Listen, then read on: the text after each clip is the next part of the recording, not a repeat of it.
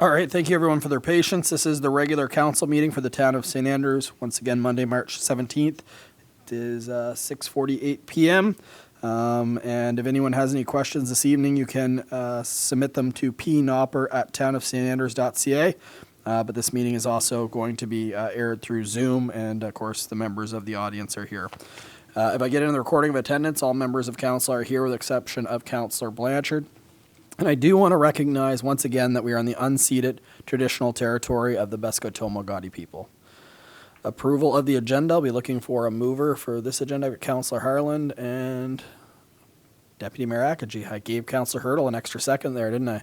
All in favor of approving this agenda? Oh, you had a... Your Worship? Yep.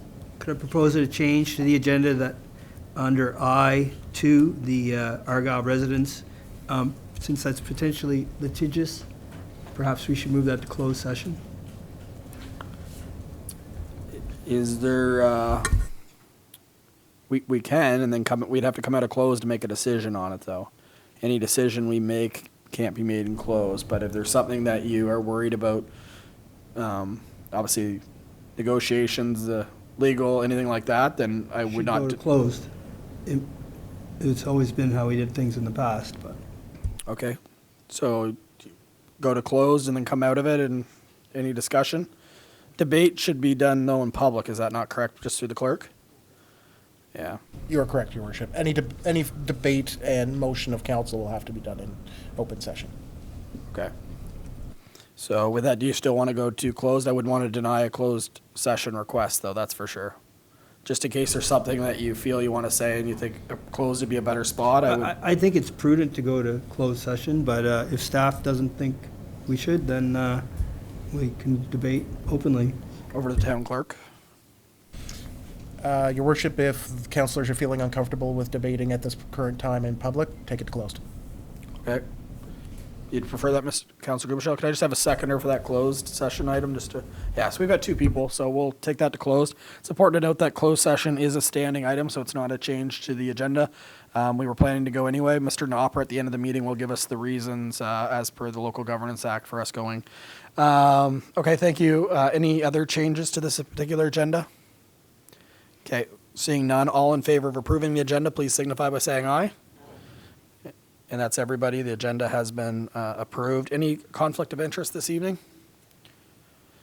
Seeing none, if anything arises, please let me know. So we're going to jump right into presentations. We have Mr. Bryan Ferguson here who's doing a presentation on the proposed parking lot across from Langmaid Park. We did receive communication from Mr. Ferguson, but he would like to exercise a 10-minute presentation for council. Thank you for being here. Thank you, Worship. I'm going to take my jacket off. That's all right. It's very warm. And I wonder if it's possible to confirm if our neighbors are joining by Zoom. I know they said they were going to and they had signed up. I'd just like to. I am unknown for who your neighbors are, but I know that there are 3 people online, and I know 2 of the 3 are from the Algonquin. So I would assume one of them must be your neighbor. Okay, great. Thank you very much. And just let me know when you want the page switched. Okay.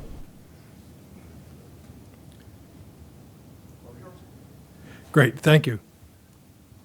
Your Worship and Member of Council, thank you very, very much for giving us this opportunity. It's been a while since we first heard about the project and since we asked for this chance to speak to you, and we appreciate the fact that you've let us come and talk to you and share our thoughts. There are at least 5 and maybe 6 of us here in person and or by Zoom, and I would certainly leave things open for them to pitch in and help me out if there are any spots where they think that there's other things to be said, and hopefully they'll have a chance to add or make their own comments after we finish. Thanks, Paul. So this is the outline of what I'm going to talk about. First of all, I'll give you a quick word about us, let you have a sense of who we are, what our community does or is. Then I'm going to talk about disappearing green space, what we've called the slippery slope of zoning, because I think it's a critical issue as far as this particular project is concerned. I want to talk a bit about defining need, and then I want to close by just talking about our request to council and how we would kind of sum up the situation. Thanks, Paul. So who we are. Here's a kind of simplified version of the zoning plan. I've tried to bring together in one little diagram the zoning map for the area, as well as the proposed layout of the parking lot, and to tell you a little bit about the whole situation. First of all, I want to say that we're extremely fortunate to be able to look out on this trail every day. We all walk it almost daily, many of us, and it brings a lot of joy to us to see friends, see visitors, see people walking the trail in front of our homes every day, and to be able to go out and enjoy the trail ourselves. The area that's in pink that we've called the garden homes is the area where the 7 families that are here today live. We are, I'll give you the next 2 bullets there too, Paul. There's 7 homes. We all face onto the green zone. The complex was built about 30 years ago, roughly, and for all intents and purposes, this is the view that we see from our picture windows every day, the trail. One of the points that I want to make is that although I'm kind of speaking here as a representative or as part of the group, we all are individual property owners. So there isn't an overarching organization that owns any of the land, owns any of the property. Each of these townhomes is owned by us individually. We share the costs of maintenance, and we share the costs of a few of the capital improvements like a fence and our driveway and so on. But we all individually own our own property. So there are actually 7 properties in that green, in that pink box that face onto or abut the trail. This is just another view of our situation. It doesn't go all the way up. Paul, could you go back? There's one other point I wanted to make while we've got this drawing up. We think of the trailhead as being the place where that black line meets Water Street, and certainly it's a key access point for many of the people in town. But probably an equal number of people access the trail from Queen Street. So if you see the street that's parallel to water and where it meets the black line, many of the people in town find it more convenient to walk that way. If you ever walk the trail in the winter, I was surprised at just how well beaten the trail is coming in from the Queen Street side as it is from coming in through the gates at Water Street. So many of the residents who are in the community, who walk their dogs, access that way. And it is a little difficult, particularly in the wintertime, walking along Water Street to get to the trail with the oncoming traffic. So I think that's another reason that the Queen Street exit to the trail is as well used as it is. Thanks, Paul. This is just an overview. You've all seen this. This comes from the brochure or the flyer that was out by the town announcing the proposal. It gives you a little better idea from this aerial photograph of where exactly our homes are relative to the parking lot. If you can see that faint yellow line in front of the homes, that's actually the property line of our individual homes. So our homes just extend to where that yellow line is. The blue line is sewer and or water sewer for sure. I think water as well, heading over to the treatment plant. The part where where Paul's got the cursor right now is there's a little bit of a drop off just about there, and it gets into a kind of a bit of a boggy area where the lighter green is, and then eventually comes over to the trail. Thanks, Paul. So green space, that's the first issue that I wanted to talk about. If you could hit the slide for me. And hit one more, please. There has not been a lot of data about gathered about the project in terms of community, what the community thinks, what they what their feelings are about the trail. But we did mine the Facebook page of the town where the announcement was made, because at the open house it was felt that the data that was posted there was giving a pretty strong support for the project. We all know that Facebook is what it is. It's a place to kind of gather community thoughts that without a lot of it's certainly not scientifically or organized from any kind of mathematically rigorous point of view. But what we did do was take the Facebook postings that we could, all the Facebook postings that we could find as of approximately a month ago, to just see what the feelings were. And there was a roughly 50-50 split from individuals who were posting in terms of people who either put in some kind of supportive comment or just a like, or somebody who put in a more fulsome or deep comment. Mm-hmm. The largest percentage of people are simply really just said that they didn't understand the need for the project and in the location proposed. Paul, if you can do one more. But the 20% of it, 20% of the negative respondents were gave the reason that they were concerned about disappearing green space or some term like environmental issues or environmental concern. So the environmental concern was the second most commonly mentioned objection. The disappearing green space is clearly an issue for certainly for all of us. And if you look at the area from the trail over toward our homes and down, the parking lot as proposed, that we don't have exact dimensions. I don't think anybody does. We've just kind of got a bit of a conceptual plan at this point. But it will take about half of the green space from in that green area from the trail to our homes up to about Queen Street. And it could totally disappear if the parking lot is expanded. We've heard anecdotal comments about, well, you know, if this is successful, we'll just double the size of the parking lot, and that could take away the significant portion of that green space. But I think just one of the comments that we wanted to make is that it will take a lot more to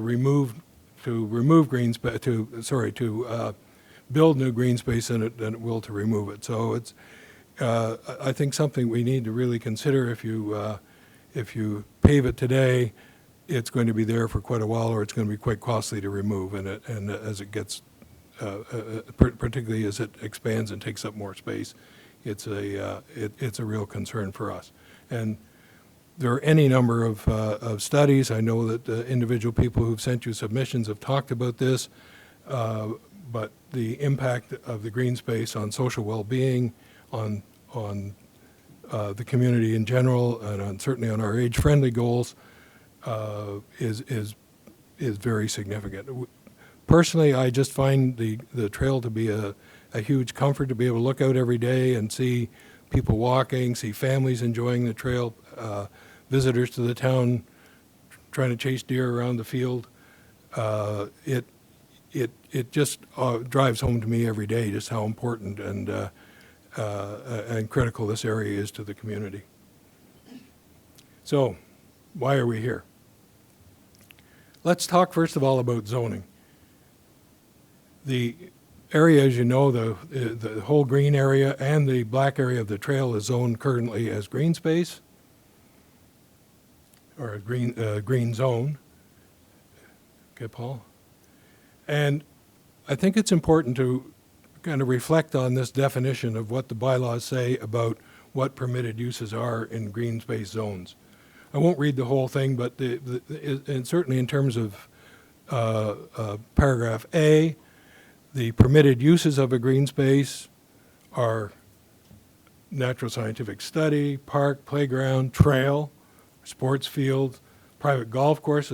Fortunately, it's too small to accommodate a golf course, so I don't think that's an issue for us.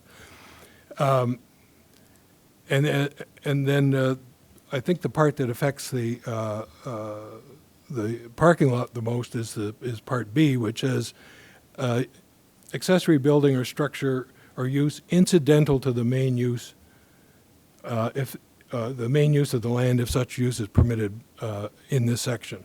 So trails permitted, and I think the argument of the town would be that the parking lot is an incidental use, therefore it's a permitted use.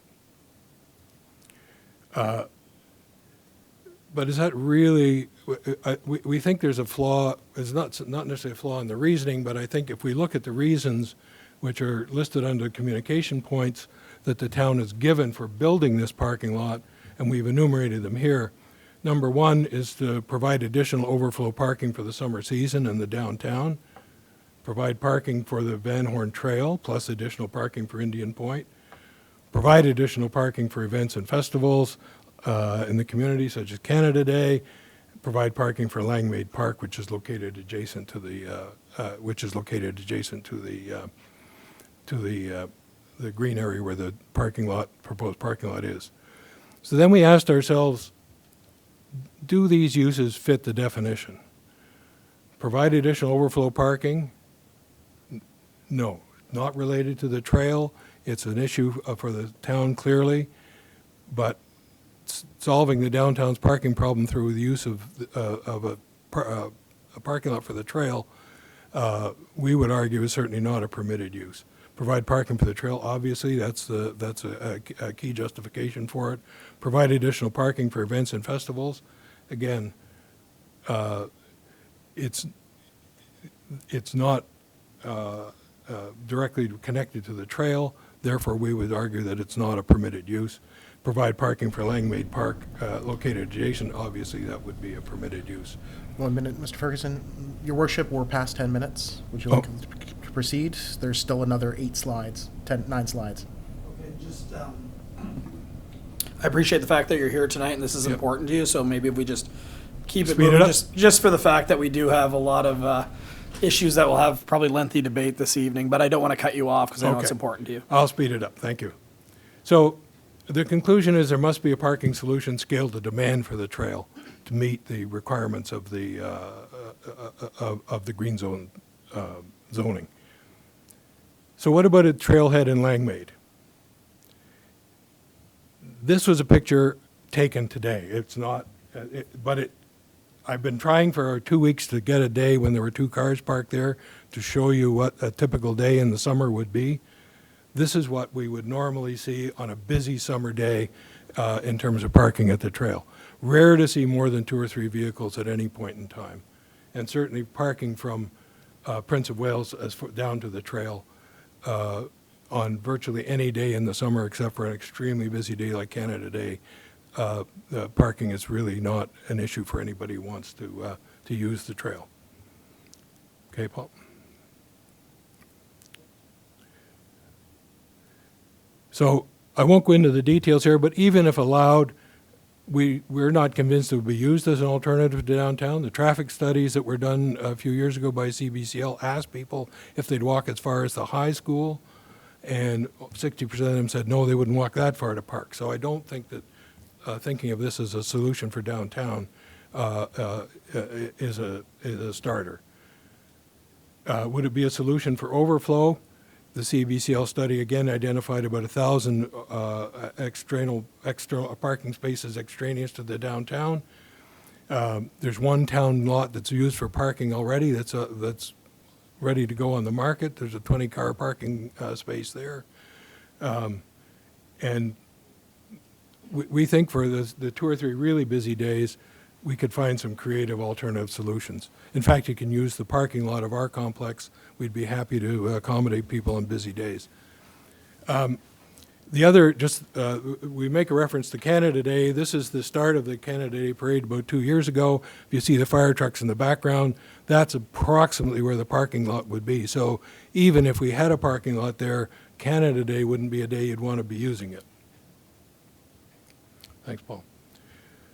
So although our own observations and anecdotal evidence support the conclusion, I think if you did any real research, if you surveyed the community, if you took the pulse of the community, I think you'd find that the project is much larger than required for the trail users. And it may at some point in time require removal, and then you're into kind of an unsightly, unused legacy for the town. So trying to solve the parking problem with this project for overflow is a non-starter as well. So just to close it off, we would ask the council for two things. One is respect the intent of the zoning requirements. We don't want to see the zoning kind of get to the point where it can be an arbitrary definition. This year it's accepted as okay. Next year the parking lot doubles. The zoning, I think, was there for a reason, and we think the intent of the zoning was fairly clear. And as well, once the decisions are made, we would like to have some certainty, some degree of certainty about green space. It would be nice to have a master plan for that whole area, the green space on both sides of the trail, Langmaid Park. How do we manage that and get good value and use from it? And I guess the final point I'd make is that if it turns out that more parking is something that's needed, we have another option. That's the one that I think you've all seen from Alan Fyander that was been endorsed by the Sortie Trail Committee. Use Queen Street. It needs to be resurfaced or finished or whatever the appropriate term is. It would certainly serve for the long-term parking for now. And because it's right at the head of the trail, if over time you find that there is a need to build more parking, we think that that's a much more appropriate place to put it than what's being proposed. So I'll leave it there. I thank you very much for all of your interest, for the opportunity to come and talk to you today. And if there are any questions for me or for any of our fellow residents, we'd appreciate the opportunity to answer them. Well, thank you very much, Mr. Ferguson. I do appreciate the presentation. Council, I'll open the floor. Is there any questions for Mr. Ferguson this evening? I'll go to the public there in a moment, then, if you don't mind. Just want to make sure council has an opportunity. Any questions, council? Mr. Gumashel, or Councillor Gumashel. Thank you again. Thank you, Your Worship, and thank you for the presentation. I was going to ask if you'd seen Alan Fyander's drawings, and obviously you have, so just wanted to thank him for putting significant time and effort into coming up with an alternate proposal that I think everybody can live with. So thank you, Alan, and thank you, Mr. Ferguson. Yes, we thank him as well. Any other member of council? Councillor Heenan. Yes, thank you very much. You did mention somewhere in your presentation regarding the fact that you've heard that it could double in size. I'm just wondering where that came from. I don't know. This is just things we hear on the street, and when we hear these kind of things, it starts to get us worried too, thinking, well, if there's anybody thinking this way, it would obviously be a much bigger concern for us. I have no source for that, and I hope I made that clear when I was talking, that it's just what we hear. Okay, thank you. Any other member of council? I've got a quick question. What would the residents like seeing with that green space? I did hear opposition to this, there's no question I did, but I also heard a number of residents say they weren't even aware that it was public green space, that they thought it was the back lawn of those townhouses, and people are actually start asking questions. Does the town maintain it? Like, why are they maintaining it if it's not being used? All these questions. So I know that there was a proposal for a dog park. Now there's a proposal for a parking lot. What would residents in the area like seeing done with that green space? That's a very good question, Your Worship. Well, I don't know whether you realize this, but for probably 25 years, maybe more, we have looked after mowing half of that green space, although it's all owned by the town. And I don't know whether it's just been some kind of gentleman's agreement or something that's happened over time, but we kind of mow to the part where there's a drop off, and the town mows the other part. It's something we haven't discussed as a group either, but the difficulty is that the terrain is a bit swampy. It's not a good area for something that's got a kind of a big use, like a soccer field or something like that. It would be more sort of passive enjoyment, I think. The tourists seem to like to use it to go chase deer. We see them quite often kind of wandering into the field with their cameras trying to take pictures. Anything that would, I think the thing that would, and I'm giving more my personal opinion here, and that my neighbors are open to say what they like, but I think somehow or other linking Langmaid Park and its mission and this bit of green space, somehow or other the solution is in there and putting that together, whether it's more areas for a picnic, for developing more trees and shrubs and things like that, which is kind of the mission of the Langmaid Park as well, and tying that together. Thank you very much. Sir, you had a question, sir? Yes, more of a statement. I don't think. Can you please come to the microphone? Just because Councillor Hurdle's Thank you. online, he won't be able to hear you. Can you please state your name? Patrick Lenahan. Yeah. I don't think it was emphasized, like somebody said about Patrick Street, that they're afraid to use it. Well, I live closest to Patrick Street, and I see every day, summer and winter, but especially in the summer, more people are walking up and down Patrick Street out of the trailer park at the end and from downtown, walking dogs and walking their kids back and forth. And somebody said, insinuated, I believe, that it was a dangerous place. Well, it's not a dangerous place. And if it is, and it isn't, somebody should be looking after a dangerous place. But that is one instance of if a university wants to know where to put a sidewalk, they put the grass down, let the students walk, and then you'll see the trails, and that's where they put the sidewalk. Well, they're saying access parking or access to the trailer park or whatever. The people in town have decided that Patrick Street is the place to go. They don't want to go out around, and if they're coming from the trailer park, they go through Patrick Street. They come right through there, and they go back and the people walking dogs, that's where they go. Very few people, a lot less. Somebody said 50%. No way, it's 75, 25, if that they're using Patrick Street for access in and out, not anyplace else. Thank you for your time. Thank you. All right, councilors, do one last call. All right, well, thank you for the presentation. Just to let you know, typically we get a presentation. We don't make a decision that night. It's important to obviously take some time to digest what you heard and also any follow-ups that a member of council might have with a member of the public. So it won't be on the agenda tonight, but I'm sure Mr. Knopper, Mr. Ferguson's been in touch. When it is on the agenda, Mr. Knopper, if you could let Mr. Ferguson know, since he did do the presentation, we appreciate it. So thank you for coming in this evening. Appreciate the presentation. Thank you very much. Thank you. All right, council, let's jump ahead to communications. So I'm just looking for a quick council consensus. We have a request on behalf of the New Brunswick Dental Hygiene Association. They're wondering if Town Hall could be lit up in purple for National Dental Hygienist Week, which is April 4th to 10th. Does anyone have any concerns over that? No, so just if the public's out, why it's purple is we want to obviously show support for their dental hygienists, and it's a national initiative. So I think that's all we need for that under communication, Mr. Knopper. Let's jump ahead right into the introduction, consideration, and passing of bylaws. We're going to go right to Council Harlan.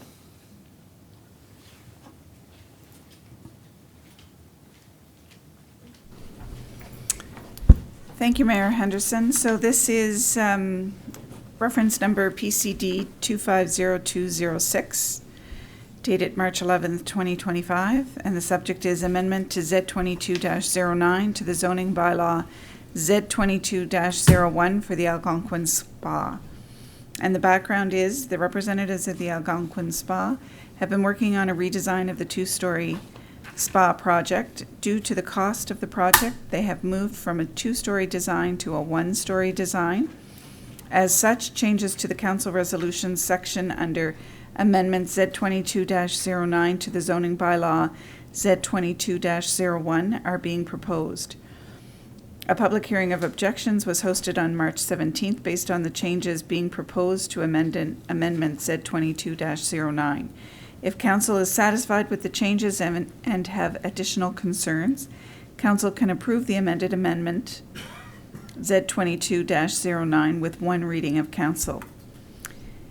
And the motion reads as follows, that the Council of the Town of St. Andrews approves the terms and conditions by resolution as identified in Schedule C1 under Amendment Z 22-09 to the Town of St. Andrews zoning bylaw Z 22-01 for PID 15164718, 742039, New Brunswick Limited, Algonquin Hotel, and I so move. Thank you, Councillor Harlan. Seconder is Councillor Gumashell. Discussion on this one? Mr. Spear. I'm not going to be the right person to talk about this, but there is an amendment that Mr. Henderson should probably touch on before you accept it. All right, I know you gave us multiple options, but I think it makes sense to call it what it is, not up to 20, call it 19, because that's what it is. So if there's any changes, at least then it will come back to us so we specifically know. Does that make sense to you? Okay. So. So that should be an amendment to this, because the agenda item Exactly. has been So updated. what page is that on? It's page. It'll be on page 10 of your package. It's section 14B, 19 units from. There it is right there. So the amendment is, so I should have a mover to amend that. Yes, correct. So the amendment, I'll look for a mover, would be to complete construction of the 3-story multi-residential building of 19 dwelling units for the use of employee housing as per the plans filed with the Town of St. Andrews on, I guess you could say March 17th. Today, is that? March 17th, 2020. It says 27, but 2020. But in this, it says 2027, threw me off, 2025. Okay, council, so that is the amendment. Can I have a mover for that amendment? I've got Councillor Heenan, seconded by Deputy Mayor Akaji. Any discussions on that amendment? It's pretty clear. Okay, all in favor of approving the amendment, please signify by saying aye. Okay, back to the original. Any other questions or comments? Okay, sorry, Councillor Michelle, go ahead. Just briefly, I think the minutes should reflect that although we're disappointed they've scaled back the project, we're still very excited to have this significant investment in the community. Absolutely. Thank you, Councillor Gumashell, and I do know that the proponents are online right now, so did hear those comments, so thank you for them. Any other member of council? Okay, I'll call the question. All in favor, please signify by saying aye. And anyone opposed? Seeing none, that has been carried. Do I have to read this? It's just a... No, I didn't think so. Okay, we're going to move ahead to Councillor Heenan. Your worship, is this the one we're going to Your worship, close? this is the one to go into closed. This is Oh, the- sorry, yes, that's right. So So please move to your next page. let's... 14 is what we're on. We're going to 18, are we? And the next one, actually, council, I guess we'll read it and then I'll talk about the tabling it. Okay, go ahead, Deputy Mayor Akaji. Thank you, Your Worship and Council. FA 250328, and it's the Canada Community Build Fund project for 2025. And the background is this: the Canada Community Building Fund, CCBF, is a stable, predictable, and indexed source of funding provided up front to provinces and territories who, in turn, flow this funding into their communities. The funding allows local communities to make strategic investments in essential infrastructure, such as roads and bridges, public transit, drinking water and wastewater infrastructure, and recreational facilities. For the Town of St. Andrews, we will be given $183,467 for 2024, and it grows to $198,756 in 2028. Staff are recommending that the funds be used in two ways. 50% be used toward the wharf's refurbishment project, and the other half to be used towards various water line replacements throughout our water system. Details of the proposed projects and the official plan are attached. It should be noted that council can amend the plan as needed in the future if other projects take priority over what is proposed.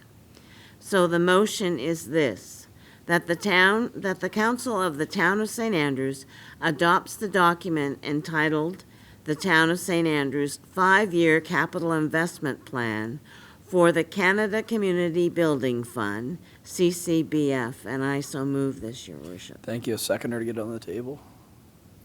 Got Councillor Harland. Just on discussion on this one, staff actually asked if we could potentially consider tabling this. There's some more work that they want to do on this. It's not of urgent nature. I personally have no concern of that, unless someone else does. I find holding to see there's some changes that they actually want to review. Mr. Spear? Yeah, just so the public's aware, it's related to the wharf project. As you know, we've got some partners in the wharf project, and there's a concept in granting with the government called stacking. It's when you put multiple grants on top of each other.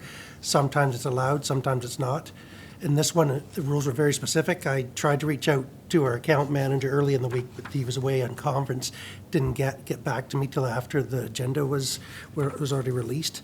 So I need to amend the section related to the wharf and look for other recreation projects. So I'll be looking, Councillor, sorry. Brain cramp. Yeah. I know.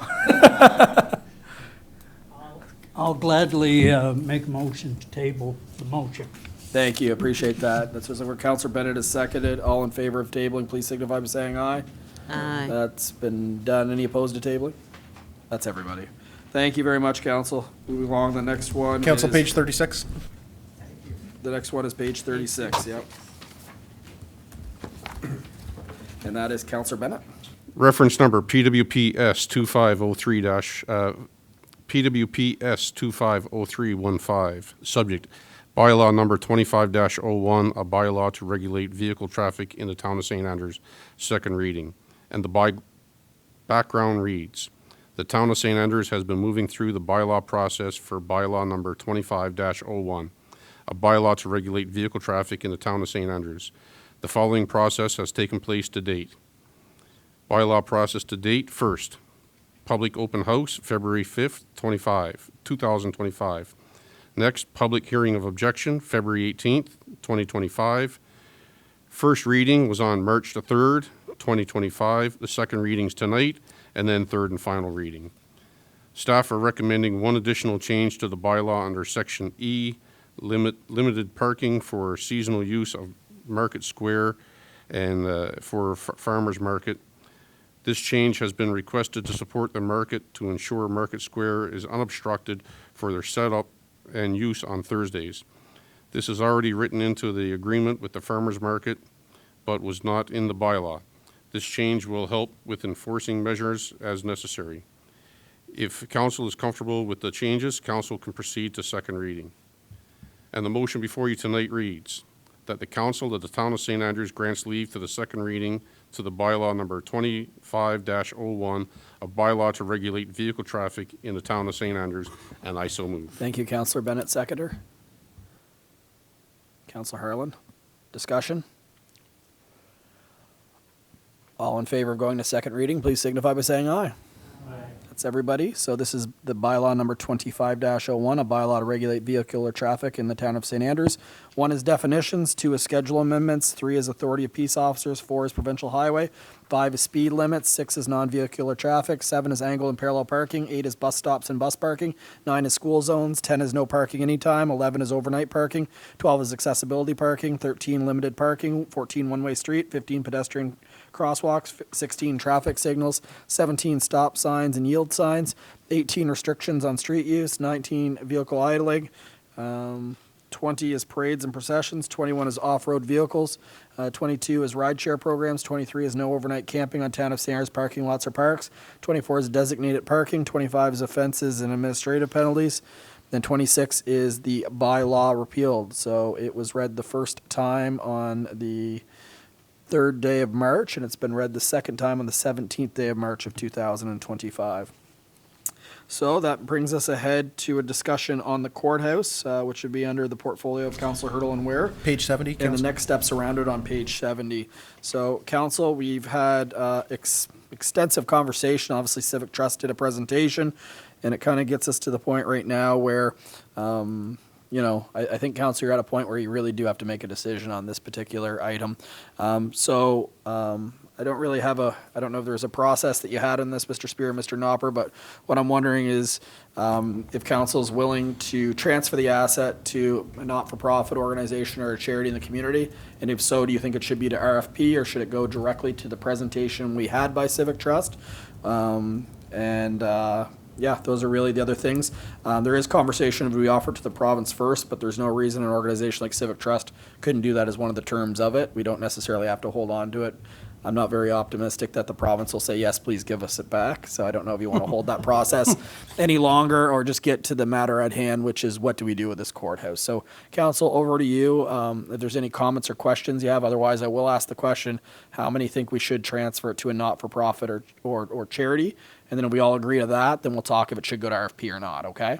So is there any questions before I do ask that or any comments that you have? Councillor Ware. Nailed it that time, didn't I? Got a smirk out of you. I guess my only question is, do we anticipate having to provide financial support to whomever we do turn it over to? Or has it reached that point that we can't even discuss that yet? I think that's obviously a very fair question. First of all, if it's a not-for-profit or a charity, you think they would get set up in a status where they don't pay property tax, which is a big part of the bill that the municipality does face. But with that being said, it is a very expensive building. You need someone to get their feet under them. So my short answer of that would be probably. I think you'd limit it to a period of time, and it's also a heritage and tourism asset. I think it'd be something that you look at using the tourism accommodation levy for a period of time. But I do think that should have a length of time attached to it and not obviously a forever. But if we're going to RFP, with that being said, one of the things that should be proposed in it is what is your financial expectation of the community, right? If we're going to give it to one group, then we will have to establish that. But if we're going to RFP, I think the appropriate thing would be to have that as a question as part of the RFP, and then we score it accordingly. Does that probably your lines up with your thinking as well? Yeah, perfect. Thank you. Any other questions or comments? Councillor Gumichel. Thank you, Worship. I'm sorry I wasn't able to attend the presentation given by Mr. Janot, but I did watch it on Zoom, and I see the 4 options, but a 5th option I was curious about. I'm really stuck, as I've said in the past, I'm stuck on the fact that we took this courthouse in good faith with the understanding that it was in good shape and it was a sound building, and I don't think that's what we got.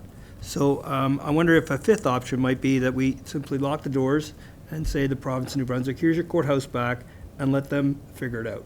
Because I feel, I know when you buy something, there's a period of time, buyer beware and stuff, but that's in a sale, like if I sell something to Councillor Heenan, and da-da-da, but in this transfer, I just don't understand how we can, I feel that we were duped, and I hate to say that, but I feel like we were duped. I feel as a new councillor at the time, I didn't have all the information to make the decision, and that now we have this courthouse that we're kind of stuck with, don't really know what to do, trying to come up with options, when really the right option is to give it back to the province who owned it and kind of gave it to us under, I don't want to say false pretensions, but we didn't have all the information in front of us when we made that decision. So I say we should have a 5th option, and that is give it back to the province. Those are my comments. Thank you, Your Worship. Okay. Thank you very much, Councillor Gumichel. I do agree with the sentiment of what you said. I do feel that it was sold to us that it was in perfect condition. There was no problems with it. I remember all those conversations, what it could become. I feel like it was sold to us in a means. I will say, typically, when someone's willing to give you something and pay you for it to take it, that's probably your first red flag. So I completely concur, but with that being said, we've had that property for 5 years just to hand it back to them. I don't think it would be as easy as we think, unfortunately, because we've owned it for 5 years now. So it is an option. I don't know was going to say pretty easy. Call them up. I just say, here you go. Can you sign this document to transfer it back? I can't guarantee you that they're going to sign it.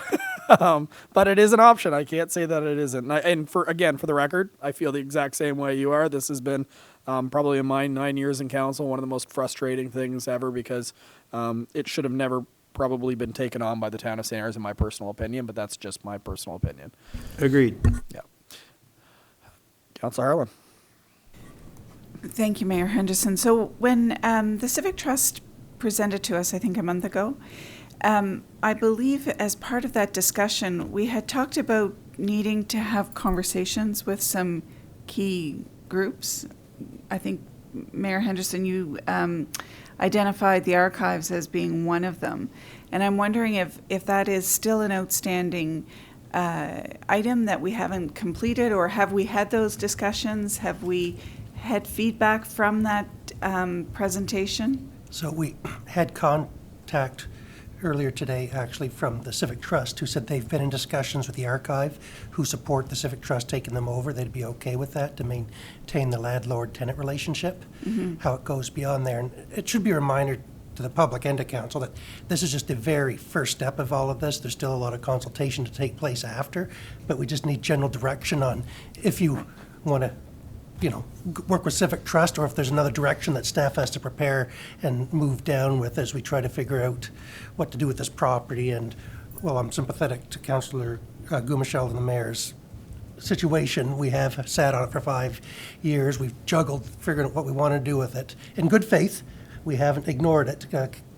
Councillor Heenan was on a community committee that tried to figure out something, but there's a cost, and we won't go through all that. It's a moving forward situation, so you've got to give instructions to staff on how to move forward. And with all due respect to Councillor Gumashell, number 5 probably should be taken off the table as a realistic option. It'll just fall to the ground as we fight over ownership. And I will say, though, that, again, whether you go to RFP or not, that the proponent that made the presentation has a long history of preserving heritage buildings in this community and finding a successful way to do it. So that's a little bit of a good news on the back of what Councillor Gumashell and I feel, for sure. Councillor Harlan. Just one other question. So with respect to whether or not we look at entering into an agreement with the Civic Trust or we go to RFP, why would we choose to go to RFP when, to my knowledge, the Civic Trust has been the only not-for-profit that has come forward with significant recommendations, having explored the needs for the courthouse and engage the community in terms of how we might utilize the courthouse. Are we aware of some other group potentially being out there? Because to date, there doesn't seem to be anybody. We are aware of one other group. They've been active, but they haven't really provided any feedback except on their feelings on the proposal from Civic Trust. They haven't submitted anything. On the other side, they've been council's given the appearance that they've been dealing with Civic Trust right now, just because, you've gone through the proposal, they put something together, there's been discussions back and forth, and so they might have thought this wasn't the time to bring it forward. They've had some informal communications that they're interested without actually coming up with any type of proposal to do it. By all means. Could I just have a clarification, though? Are they a registered not-for-profit? Do they have a governance structure? I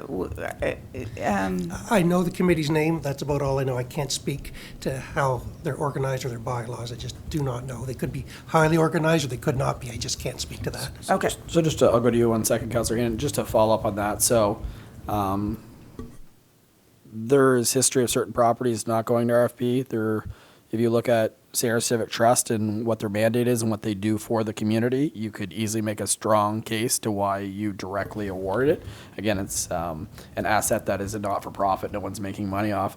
It's just, I don't think as a council we asked anyone else if they actually wanted it, right? Like, we never said, hey, put in your proposal for if you'd want to take the courthouse. That's the only other side of it. But it's one of those ones that it's really as bad as off as it sounds, it's really up to you. There's no legal obligation to go to RFP. It's just usually a best practice when you're unloading an asset of the community. Would that be safe to say? Potentially, but you're not really disposing of this asset per se.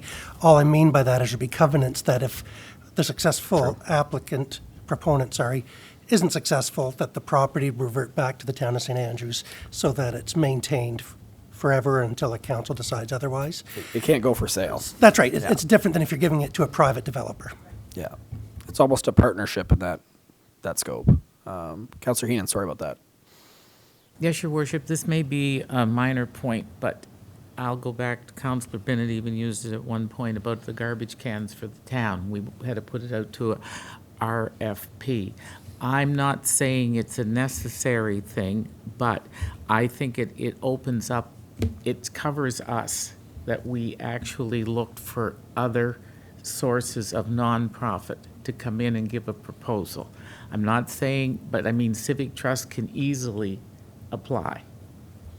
It's just that I think that we've never asked for any other nonprofit person or organization to come through to see what they would propose for the courthouse. Just my thoughts. And on Councillor Heenan's point as well, is if you're going to be giving financial support to this organization, that's a different story as well as giving them a courthouse for $1 with covenants. There, in all reality, there will be a financial component from the town of St. Andrews as part of this transition, so it just makes it a lot more transparent of a process. It's not that, it's with the RFP, Civic Trust, because I can be honest, because they're the ones that present it, they're going to have a very, very compelling case in the RFP, but to say that they're the only ones that should, when you're going to be giving financial tax dollars, essentially, to an organization, then maybe that's why the argument of RFP should happen. Councillor Ware?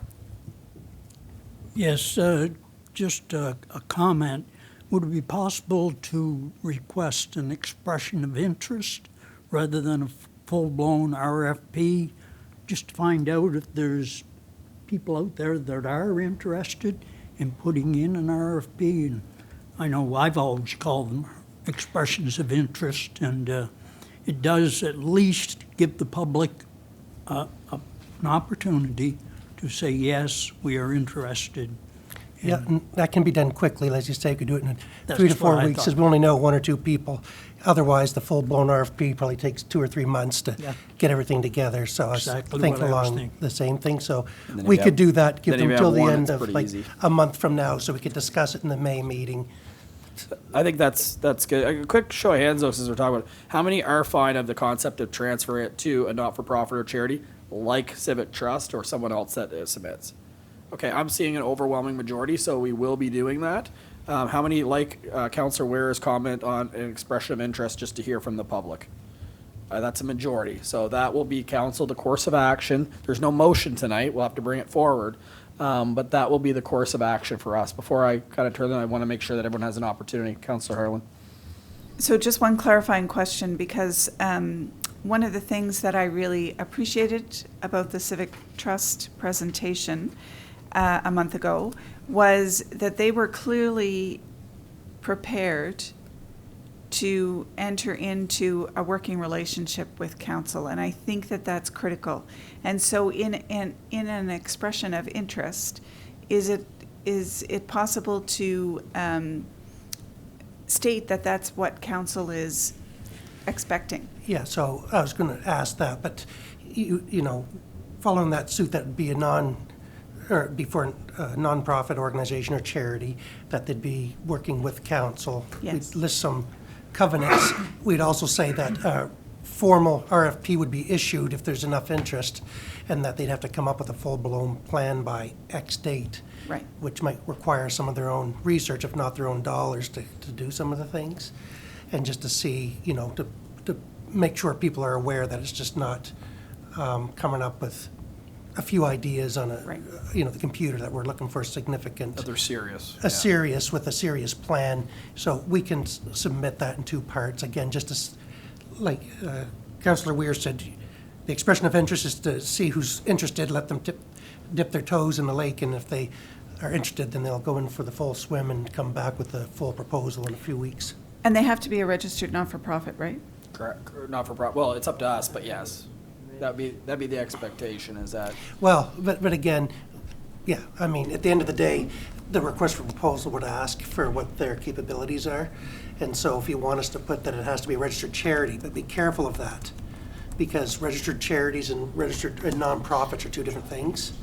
And so, you know, I think. I could set up a nonprofit fairly easily and go ahead and, with good intentions, but a charity takes a couple of years to put stuff together, so the other group would not have had time to get charity status, I know that. I think or would be a fair for Yeah. now, and we can look at it. Yeah. Right? Okay. I wouldn't want to limit it to only charities, that's for sure.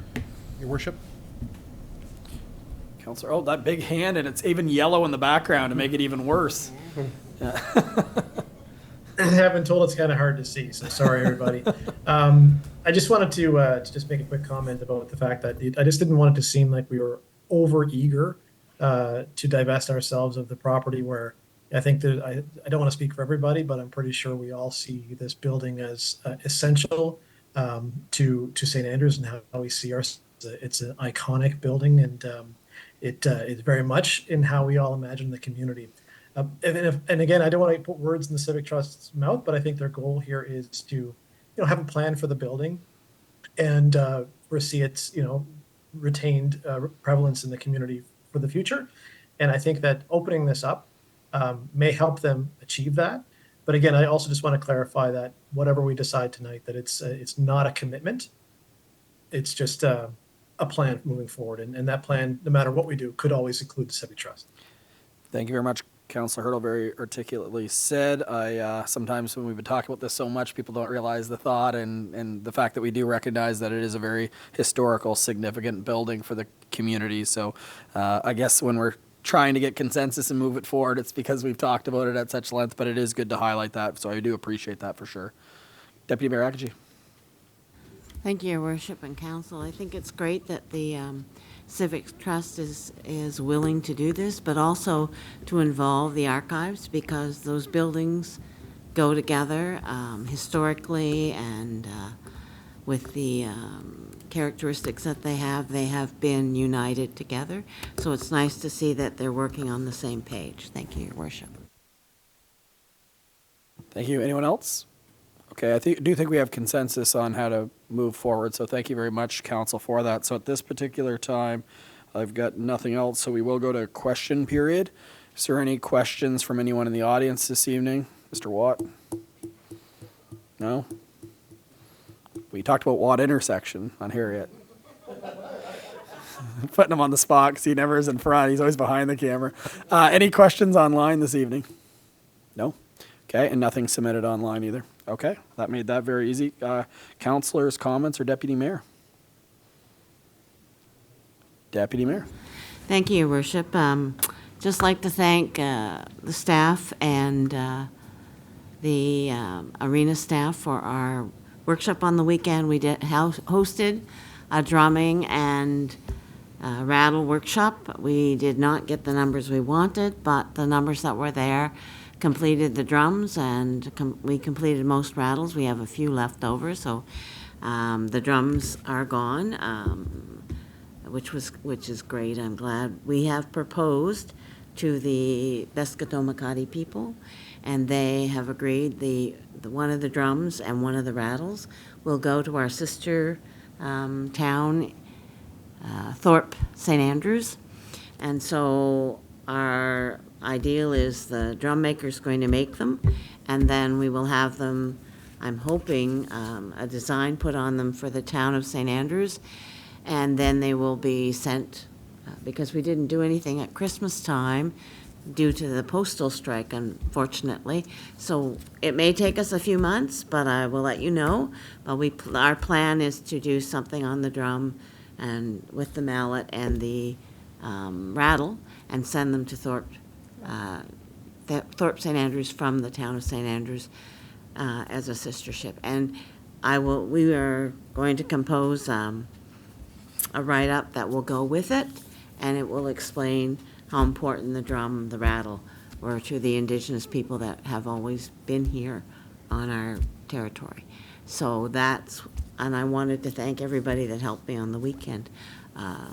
Crew of friends that probably won't speak to me, but they worked at it because I work at their things, and then the staff that helped me out for things, and Alex, what's his last? Alex McLean, who helped me set up and do that. I was really fortunate that way. So, and again, to the curling club because they allowed me to use the kitchen at the same time they were preparing for a St. Patrick's Day party, so we were able to work together, and that's the nice thing. But to get the drums done, I'm a happy camper.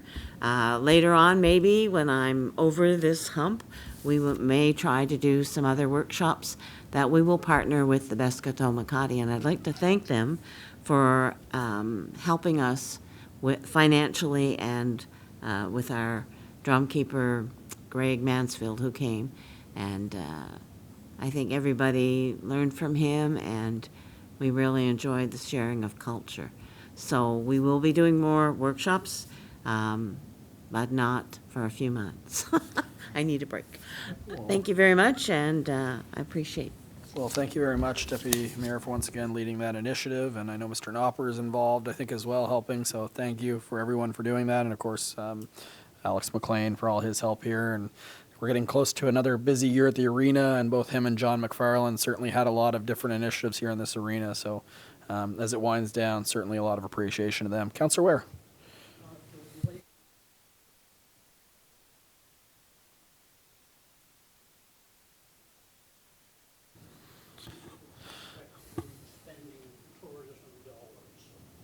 Thank you very much. Appreciate that, Councillor Ware. So we'll take a look at what that is and go from there. He looks like someone you could, he looks like someone you could trust with documentation. So he's got that look on him. Yeah. Any other member of council? Okay. So with that being said, I have nothing for this evening. So I'll be looking at 7:50 p.m. to go to closed session as per Local Governance Act section. Over to Mr. Knopper. 68(1)(c). So information that can cause financial loss or gain to a person or a local government or could jeopardize negotiations leading to an agreement or contract. Well, thank you very much. That's exactly what I said. So I have a mover with Councillor Gumashell and a seconder by Councillor Heenan. Barely won that one. All in favor of going to closed session, please signify by saying aye. That is everybody. Thank you for being here. Have a great evening. All right, so at 8:11 p.m., I'll be looking for a motion to come out of closed session. I've got Councillor Heenan and seconded by Deputy Mayor Akergy. All in favor of coming out of closed session, please signify by saying aye. Aye, Your Worship. Perfect. We're right back into the introduction, consideration, and passing of bylaws and motions. This is page 14. Councillor Heenan. Thank you, Your Worship and Council. It's reference number PCD 250309, Proposed Encroachment for Argyll Residence Development John Rocca. The Argyll residence at 254 to 260 Water Street was proposed to be flush with the existing sidewalk on Water Street. However, the foundation is approximately 37 centimeters or 14.5 inches above grade because of an error during design. The proponent is requesting to enter into an encroachment agreement with council to allow the construction of the accessible ramp in one step. The total width needed is 5 feet. As demonstrated in an attached staff report, that would leave a passageway of approximately 82 inches. While this is sufficient for two persons with accessibility devices to pass by, that distance is reduced when you consider swinging car doors. However, the encroachment will protrude onto the sidewalk further than any other structure on Water Street in the historic business district. The motion is that the Council of the Town of St. Andrews enters into an encroachment agreement with Ellerdale Ventures Incorporated with the following terms and conditions. The annual lease is $600 per year with a CPI increase. The existing light pole is to be removed and given to the town at the developer's cost. The design of the rebuilt sidewalk is to be approved by the CAO. The installation of non-stick brick pavers to replace the current red bricks. A railing at both ends of the step is to be installed. The liability of the ramp and steps rests with the proponent. A clause that if the building is demolished or destroyed, the owners will need to reapply to council for another approachment agreement. Thank you. Could I have a mover for that motion? Councillor Bennett, seconded by Councillor Gumashell. Council, any conversation on this one? Councillor Ware. Yes, with respect to the liability of the ramp, will we be requiring a copy of their insurance policy or a certificate of insurance to cover that liability on an annual basis? We could, if council so wishes, it could be written into the agreement that it's assumed, but in many other leases of lesser value, we certainly get an annual copy. Any other member of council? Councillor Heenan. Yes, Your Worship. We as a council asked the town to put pylons in front of the Great Canadian Dollar Store as to the amount of space that this encroachment would take upon our sidewalk. And I was down, and it's about 65%. Now, you may argue with me it's 60, but it's 60 to 65% of the sidewalk is used up with this encroachment. And I sat and watched, and two people had to go single file by the pylons. And I sat for quite a number of times, and I took great interest in this because I was not aware that it took so much space on the sidewalk. Thank you, Your Worship. Thank you, Councillor Heenan. Councillor Neal. Thank you, Mayor Henderson. Yeah, again, I want to thank Mr. Rocca for coming down here and again explaining to us how we found ourselves in this situation. I appreciate him coming here and explaining that, again, this mistake happened due to, them using a bad survey or survey from a previous year. Up to date, council has had no input into this project whatsoever. I personally feel that it would be a bit of a mistake for us to suddenly get involved at this point. Again, I agree with Councillor Heenan. The encroachment onto the sidewalk is going to be more than anything we have in town currently.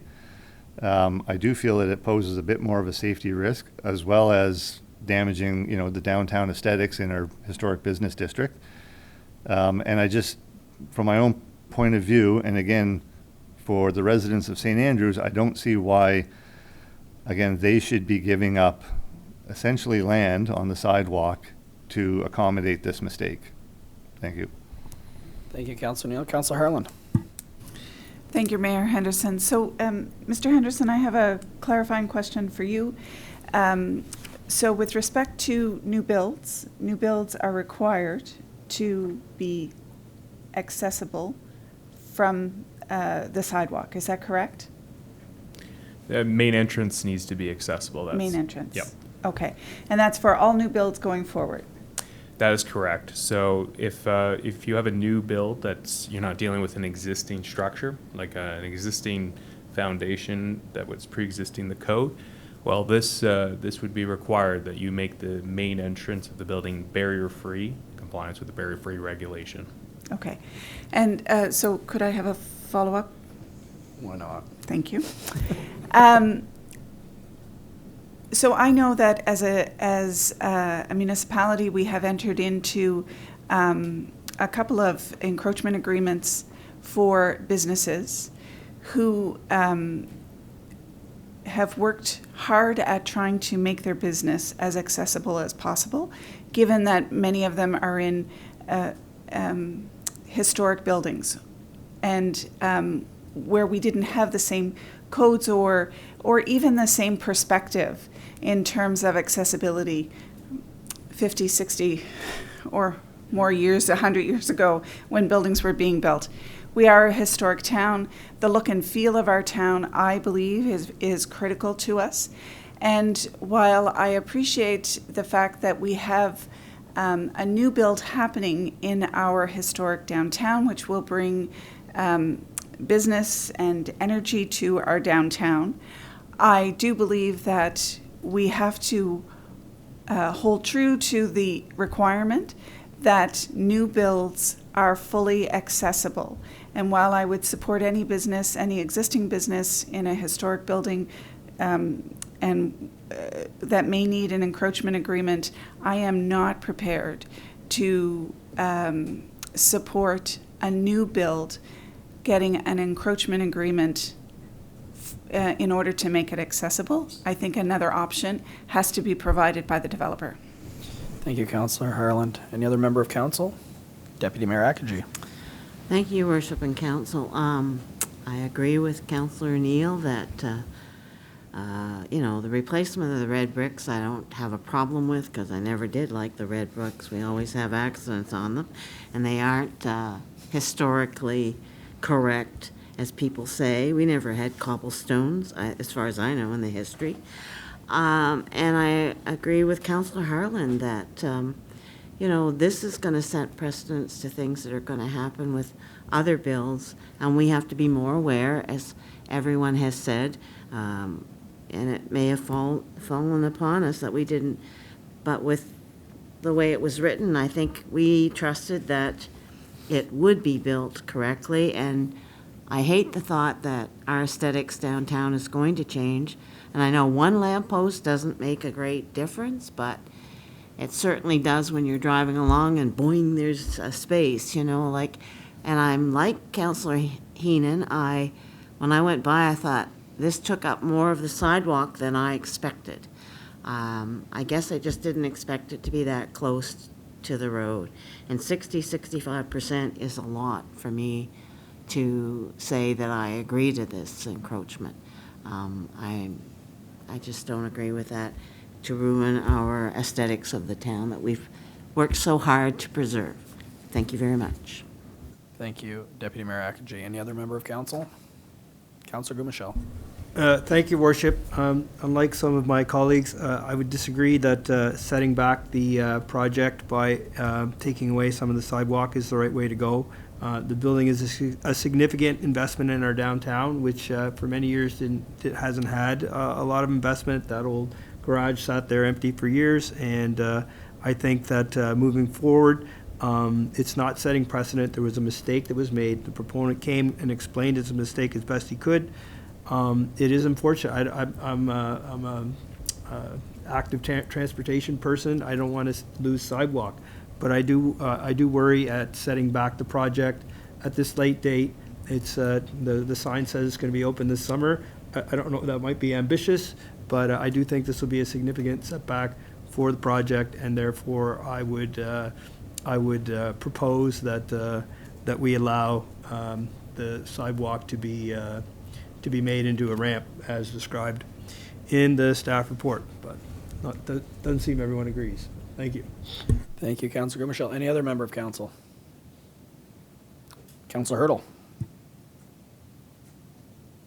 Thank you, Your Worship. This is a tough one. It's hard to parse through this. I respect the opinions I've heard so far at this point, and I agree with, unfortunately, I agree with everybody. But I do have to sort of make my opinions known too. I just feel like we've been stuck in a situation where it's very difficult to see a path for us to move forward with this. I tend to agree that we shouldn't be in this situation. We should be looking to make a different solution. But I just don't. At the same time, I don't see what that could possibly be other than what they've come to us with to this point. Again, this is a significant investment, like Councillor Gumichel says, in our downtown core. I don't want to see this return to essentially being a pit for a number of years. I don't want to have that sort of vacant space in our downtown. So this is a way forward. So I just tend to have to agree that I'd like to see this move forward. So I guess at this point, I'm okay with it. Thank you, Councillor Hurdle. Appreciate that. Any other member of council? We'll go back to a second round then of anyone else. Okay, Councillor Neal. Thank you, Mayor. Again, I don't disagree with Councillor Hurdle and Councillor Gumichel. I'd hate to see this project stop, but I wholeheartedly believe that this is going to go forward regardless. I don't think this is going to be a big shock to the proponent. I think he's probably well aware that we've been on the fence for some time now, and I have no doubt that he probably has a plan B or C in the works. Again, when this was first brought to our attention, staff mentioned that there were several options that were looked at. This, again, was his preferred option, obviously. So again, I don't see how this project's going to suddenly stall. It certainly hasn't since it came to light. He's been going full bore. So again, I'm sure he has other options. There are definitely other ways to make the building accessible. And of course, I fully support any new build in our downtown being fully accessible. I just don't think that this should be on the taxpayers of St. Andrews to correct this mistake. Thank you. Thank you, Councillor Neal. Anyone else? All right, so just since there is differences of opinion, and I do appreciate the respectful differences, it was very well articulated by all of you. A vote in favor would be to grant the encroachment agreement. A vote of nay would be to not grant the encroachment agreement, just so everyone's clear on their vote. So I will call the question. All in favor of this motion, please signify by saying aye. Just hold your hand up if you do. I've got 1, 2, and all those opposed, please vote. I'm seeing a count of 5, so.